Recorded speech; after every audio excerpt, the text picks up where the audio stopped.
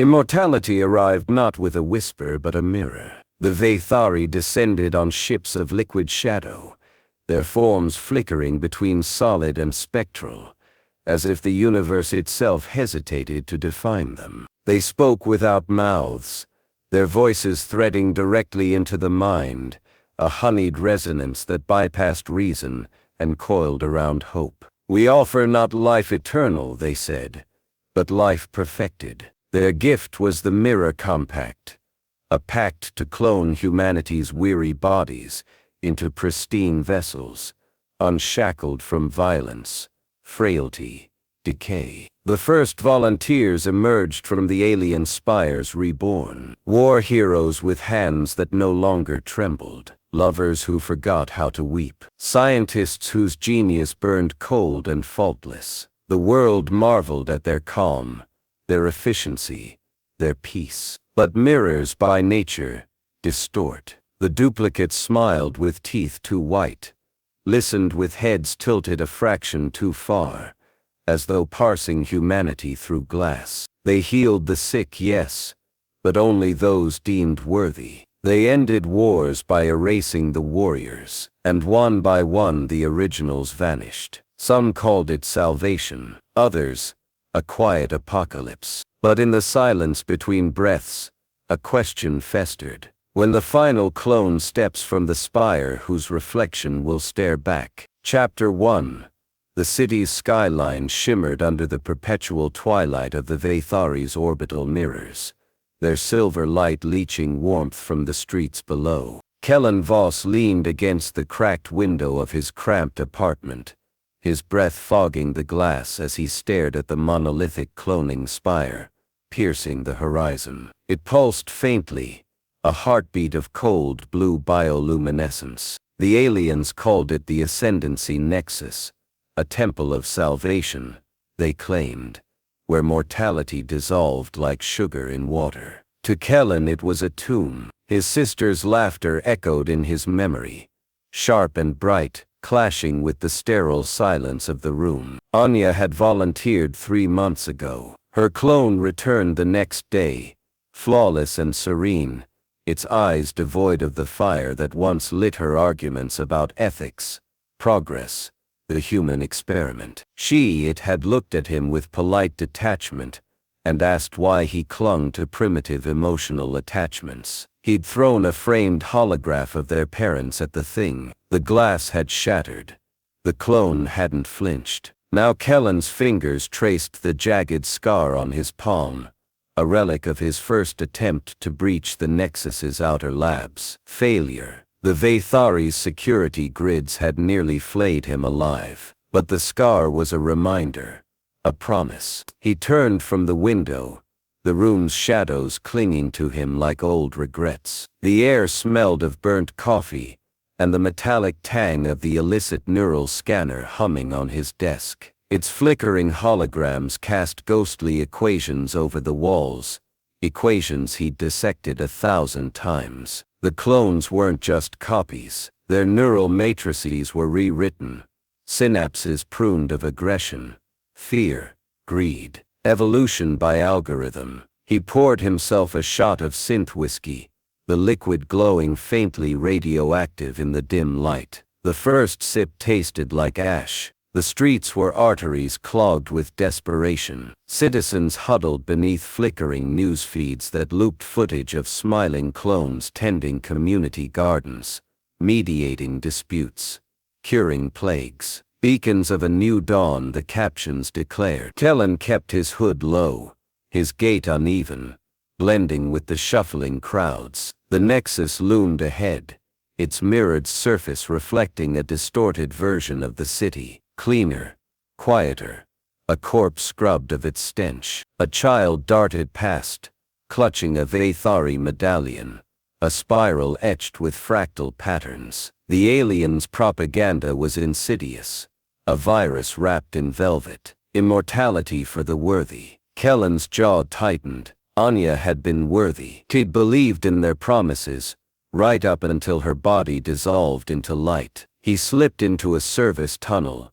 the air thick with the hum of generators. His stolen access chip trembled in his grip. The walls here were raw, unfinished, the Nexus's glittering facade peeled back to reveal sinews of cables and pulsating biotech. The Vathari's architecture was alive, a hybrid of machine and organism that made his skin crawl. He paused at a junction, the scanner's data whispering through his neural implant. Left. Follow the arrhythmia in the grid. The cloning chamber revealed itself in fragments. A vaulted ceiling ribbed with glowing veins, rows of crystalline pods where human shapes floated, featureless and fetal. Kellan's breath hitched. He approached a pod, its surface misting as it sensed his presence. The clone inside stirred, its face blurring, morphing, until it mirrored his own sharp cheekbones, storm-gray eyes, but softer, untroubled. A version of him scrubbed clean of grit. "You fear obsolescence," the clone murmured, its voice a harmonic echo. Kellan recoiled. "I fear you. We are redemption. You are decay." He smashed his fist against the pod. The clone tilted its head, unflinching, as cracks spiderwebbed the glass. Alarms blared. They cornered him in a data vault, a cathedral of flickering servers. Vathari enforcers moved like shadows, their forms shifting between solid and spectral, a defense mechanism that made them nearly impossible to target. Kellan ducked behind a server rack, pulse rifle trembling in his hands. He'd come for evidence, for answers, not a firefight. A voice cut through the din, crisp and commanding. "Stand down." The enforcers froze. She stepped into the pallid light, her uniform immaculate, black with silver sigils, the mark of a human liaison. Seraphina Kael. Her reputation preceded her, the butcher of Seri Station, the woman who'd glassed a colony to contain a rebellion. Now she served the Vathari, her lethality repurposed. "Dr. Voss," she didn't smile, "you're quieter than I expected, but not quiet enough." He leveled the rifle at her. "What did they do to my sister?" "She's at peace, more than you'll ever be." Seraphina's gaze flicked to the cracked data drive in his belt. "You think exposing the truth will change anything? Humanity's already chosen its future." "You mean you chose for them?" Her eyes narrowed, a fracture in her ice. "You'd rather we keep drowning in our own blood? The compact is mercy." "Mercy," he laughed, bitter. "You're erasing us, turning people into ghosts." For a heartbeat something flickered in her face. Doubt, fatigue. He couldn't tell. Then she raised her sidearm, dropped the rifle. He didn't. The interrogation room was a blank cube, its walls absorbing sound, light, hope. Kellan sagged in the restraint chair, nanofibers biting into his wrists. Seraphina paced, her boots silent on the void black floor. "Why her?" His voice cracked. "Anya believed in your cause. Belief isn't a vaccine against flaws." Seraphina paused, her reflection warping in the walls. "The clones aren't replacements. They're upgrades. Your sister's duplicate will do more good in a century than she ever could have." "Good by whose metric?" "The Vathari's." He strained against the restraints. "You're just their janitor, cleaning up the messy human stain." She struck him, a controlled backhanded blow that split his lip. He tasted blood, metallic and familiar. "You think I enjoy this?" Her whisper was venomous. "I've seen what we are, what I am. The compact is the only path to absolution." "Bullshit.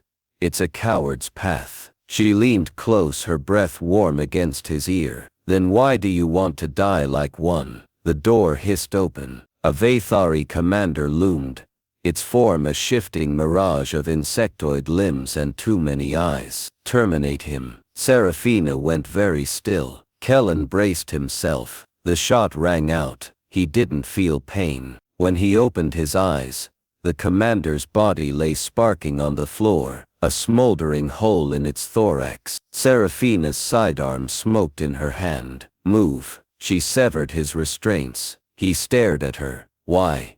Because I'm tired of ghosts. She tossed him a neural scrambler. Now run, before I regret this. The streets blurred as they fled.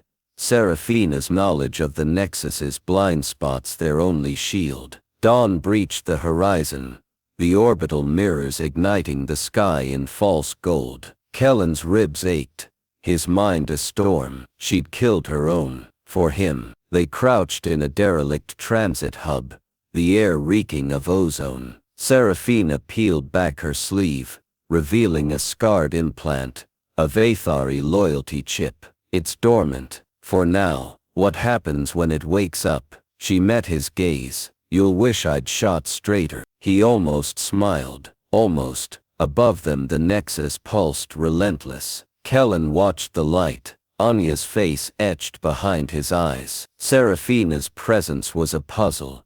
A woman built of knives and unsaid apologies. He didn't trust her. But the world was ending, and she was the only one left who knew how to fight. Chapter 2. The sky was a wound. Ribbons of ochre and violet bled through the atmosphere. Remnants of the Vathari's orbital mirrors fracturing under unseen pressures. Kellan kept his eyes on the horizon, where the ruins of the old city gnawed at the clouds like broken teeth. Every step through the irradiated waste sent a jolt through his boots, the ground still humming with the memory of fusion bombs. Seraphina moved ahead of him, a silhouette against the haze, her posture taut as a wire. She hadn't spoken since they'd fled the Nexus, but her silence was a language he was beginning to decipher. A flicker of her wrist meant stop. A tilt of her head meant danger close. He wondered if she regretted saving him. Regret, he'd learned, was a luxury the Vathari had not engineered out of their clones. The derelict transit hub hulked in the distance, its skeletal framework clawing at the sky. Inside, the air was thick with the stench of rust and ionized metal. Seraphina knelt by a gutted console, her fingers dancing over exposed circuitry. Sparks hissed, casting jagged shadows over her face. Kellan watched her work, the precision of her movements, the way her breath steadied as she rewired the dead machinery. She was a paradox, a sculptor of destruction, her hands as adept at dismantling as they were at creating ruin. "We need a ship," she said, her voice scraping against the silence. It wasn't a request. He crouched beside her, scanning the frayed cables. "The Vathari patrols will have tagged every vessel within 100 clicks." Her eyes met his, a flash of cold amusement. "You'd rather walk." The console sparked to life, screens flickering with garbled data. Seraphina's implant glowed faintly beneath her sleeve as she interfaced, her pupils dilating into voids. Kellan turned away, the sight unnerving him. Her humanity was a flicker in a storm of alien tech, a candle guttering in a sealed room. The ship was a relic, its hull pockmarked by micrometeorites and age. Seraphina called it the Shade's Bargain, a name that curled her lip as she said it. The cockpit was a nest of antiquated systems, analog dials and cracked holograms fighting for dominance. Kellan ran a hand over the navigation array, his fingertips brushing a smear of dried blood. Someone had died here. He wondered if they deserved it.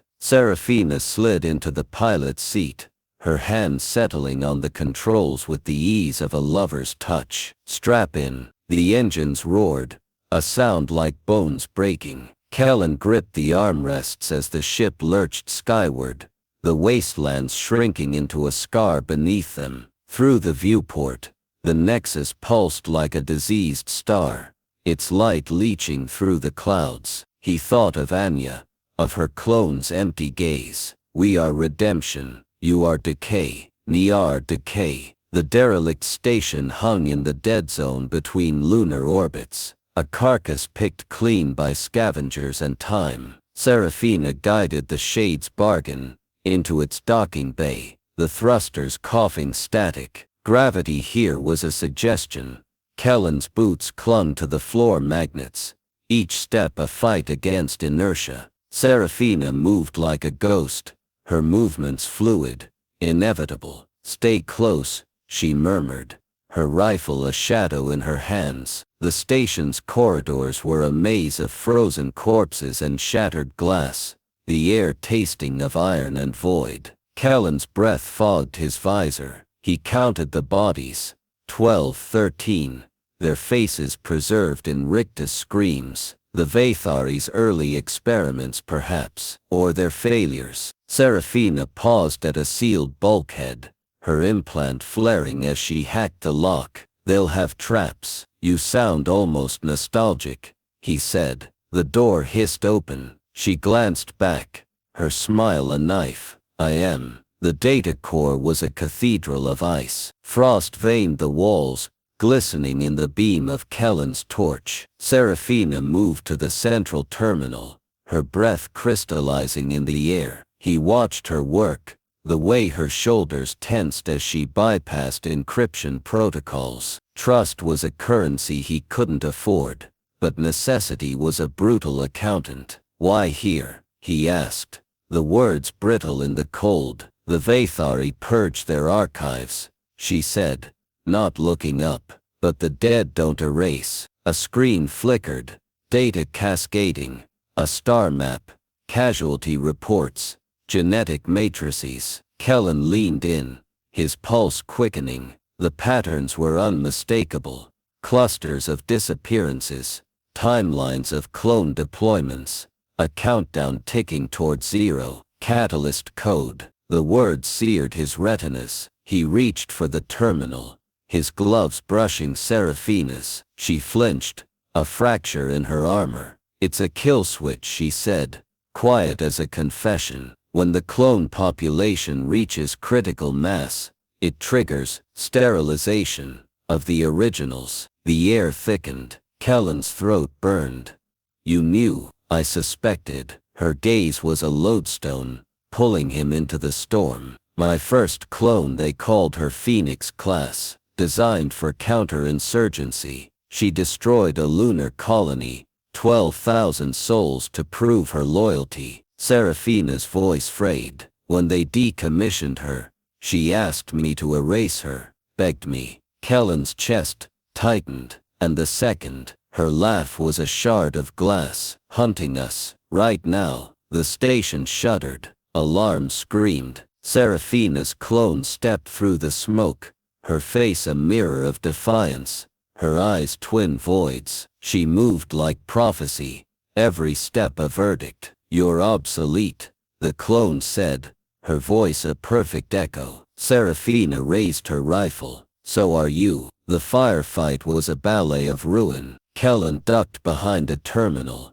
his hands scrambling to download the catalyst data. Seraphina danced between plasma bursts, her movements a hymn to violence. He'd never seen anything so beautiful, so terrible. Her clone lunged, a blade glinting. Seraphina parried, steel ringing against steel. For a moment they were suspended, a tableau of war and reflection. Then Seraphina's blade found its mark, severing the clone's implant. The body crumpled, a marionette with cut strings. Silence fell, heavy as a tombstone. Seraphina stood over her double, her breath ragged. "We need to go." Masked back aboard the Shade's bargain, Kellan stared at the data core in his hands. The catalyst code pulsed, a viper in a cage. Seraphina slumped in the pilot's seat, her sleeve rolled up to reveal the loyalty chip,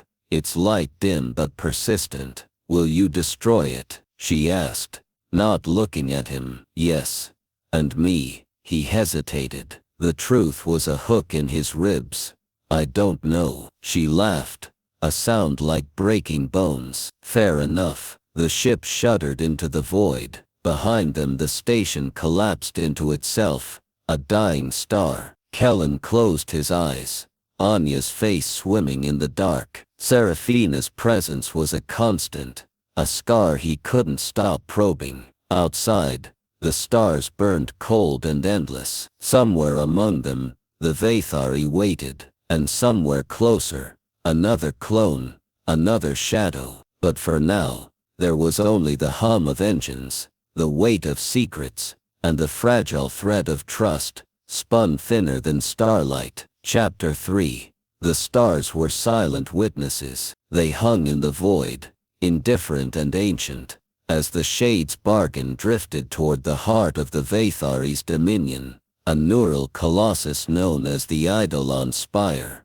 Its structure dominated the viewport, a grotesque fusion of bone-white organic matter and obsidian machinery, pulsing with bioluminescent veins that throbbed like a living thing. Kellan gripped the ship's controls, his knuckles blanching. The data core containing the catalyst code sat beside him, its faint glow a taunt. One wrong move, and it's all ash. Seraphina stood at the rear of the cockpit, her silhouette etched against the emergency lights. She had not slept, could not, perhaps. Her loyalty chip flickered intermittently beneath her skin, a dying star trapped in her wrist. When she caught him staring, she pulled her sleeve down sharply, as if ashamed of the light. "You don't have to do this," he said, the words brittle. She didn't look at him. "Yes, I do." The spire loomed closer. Not docking was a blasphemy. The Vathari's port swallowed their ship whole, tendrils of biotech latching onto the hull with wet, sucking sounds. The airlock hissed open, releasing a gust of antiseptic cold. Kellan stepped into the spire first, his breath crystallizing in the chill. The corridors were ribbed with cartilage-like walls, their surfaces slick with a substance that shimmered like oil on water. It reminded him of the cloning chambers, of Anya's pod, redemption, decay. Seraphina moved past him, her rifle slung low. Her footsteps left no echo, as though the spire absorbed sound and hope into its marrow. They navigated through arteries and ventricles, the architecture shifting subtly, breathing. Once, Kellan glimpsed a humanoid shape fused into the wall, its mouth stretched in a silent scream. He looked away. "Here," Seraphina whispered, halting before a membrane-like door. Beyond it lay the hive-mind nexus, a chamber throbbing with synaptic light. The air hummed with a subsonic frequency that made Kellan's teeth ache. She turned to him, her face a mask. "The virus." He handed her the data core. Their fingers brushed. For a heartbeat her mask slipped, revealing the raw, unvarnished fear beneath. Then she stepped into the nexus. The chamber was a cathedral of nightmares. Tendrils of glowing data snaked from the walls, converging at a central node, a grotesque amalgam of flesh and circuitry. Seraphina approached it, her movements mechanical, as if the spire's gravity pulled her toward damnation. Kellan watched her plug the core into the node, her hand steady, too steady. "It'll take time to upload," she said. "The Vathari will come." He nodded, pulse rifle heavy in his grip. "I'll hold them." Her laugh was a thin, fractured thing. "You'd better." The first alarm wailed. They came in waves, shifting, spectral enforcers, their forms blurring at the edges. Kellan fought from the threshold, his back to the nexus, each shot a calculated risk. Seraphina knelt at the node, her implant flaring as she channeled the virus into the hive mind. Sweat beaded on her brow, her breath ragged. Clang! A blade grazed Kellan's shoulder, drawing blood. He staggered, firing blind. An enforcer dissolved into static. Another took its place. "How much longer?" he snarled. "Almost." Her voice splintered. "Almost there." The node pulsed violently, tendrils lashing like wounded serpents. Seraphina screamed, a raw animal sound, as the hive mind flooded her senses. Kellan risked a glance back. Her eyes were voids, her body rigid, veins blackening under the skin. Losing her, he lunged, grabbing her wrist. "Fight it." Her head snapped toward him. For a moment he saw her, truly saw her, beneath the storm. Then she wrenched free. Go! The spire convulsed, walls liquefied, floors buckling. Kellan dragged Seraphina from the nexus. As the chamber collapsed, her body limp in his arms, the virus had worked. He felt it in the air, the spire's pulse stuttering, its light dimming. Clone bodies littered the halls, their programming severed. Eyes wide and unseeing, they reached the ship as the spire began to implode. Kellan fired the thrusters, the force pinning them to their seats. Seraphina slumped beside him, her breath shallow, her skin gray. The loyalty chip had gone dark. "Stay with me," he growled, as much to himself as to her. Her fingers twitched, a ghost of a smile, always half a step behind. The world they returned to was broken, bleeding, but alive. The clones wandered the streets, disoriented, their catalyst programming erased. Some wept, others stared at their hands, as if seeing them for the first time. Kellan carried Seraphina through the ruins,